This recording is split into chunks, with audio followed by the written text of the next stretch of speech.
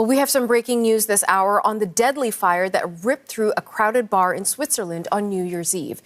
Have a look at this. These are pictures posted on social media. Swiss officials say the fire appears to have started from sparklers put on bottles of champagne that were too close to the ceiling of the building.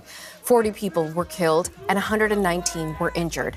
John Northcott is the co-host of CBC Radio's World Report, and he's on this story for us once again, joining us from London. John, tell us more about what the investigators are saying today.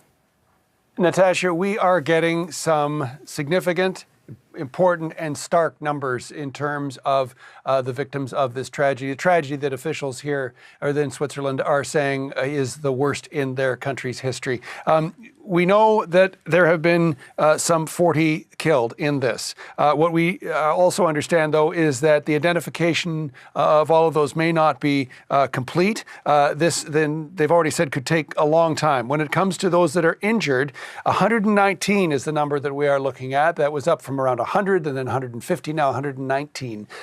But what we are also hearing from officials are some stark numbers around the condition of those individuals. 50 of them, 50 of those 119 have had to be moved to other countries simply because they overwhelmed the burn units in Switzerland. That number really to come into burn units in any jurisdiction is remarkable. Switzerland, though, not a big country. So what they found is that they were taking them to hospitals in Switzerland and then either putting them in medically induced comas or simply stabilizing them because they weren't in a position to be able to treat the burns, and then having them moved and airlifted to other jurisdictions. Medical personnel, we've been led to believe, are coming in from other countries as well into Switzerland to help with the situation there. Also getting a sense of the scope, the international scope that we're talking about here in terms of the victims.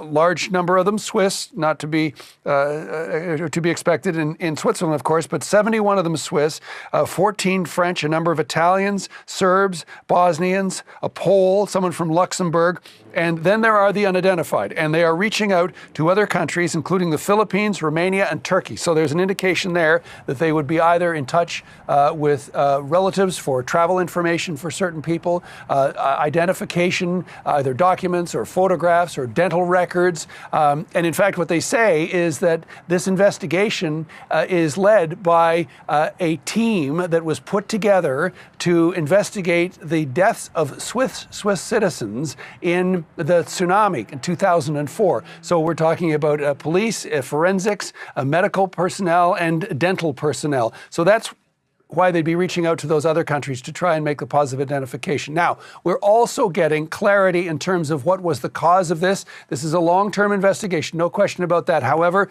what eyewitnesses reported, that the champagne bottles with they've been called sparklers. They call them candle sparklers in the translation from the French, but very powerful sparklers in these champagne bottles carried through the club, which is something that the club was known for. But in this case, one got too close to the ceiling and then set the ceiling on fire, and they say very rapidly spread. And that ties in with what fire experts have been saying right around the world in terms of the ability, what they call a flashover, for everything to become superheated very quickly and then effectively spontaneously combust throughout the entire place, sucking up all the oxygen, putting a tremendous amount of carbon dioxide into the air, but carbon monoxide into the air, and also creating inability for people to escape. They'll also understand there was an emergency exit, but whether or not people in the rush, in the smoke, in the darkness, in the terror, whether they were able to find that emergency exit, what we understand is many were struggling up a narrow flight of stairs.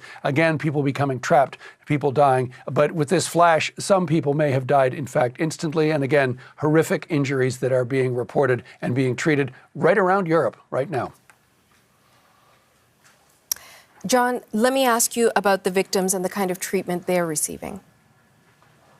This is a situation, Natasha, where it is a very long-term proposition. There is no question about that. And as part of the ongoing treatment that they'll be receiving in hospitals, there will also be a situation where the investigation is not only continuing with identifications, not only looking further into the cause of the fire, but there will also be a potential for a criminal investigation in this. And again, that's longer term. There will have to be evidence gathered, forensic investigators just really now getting into the club today.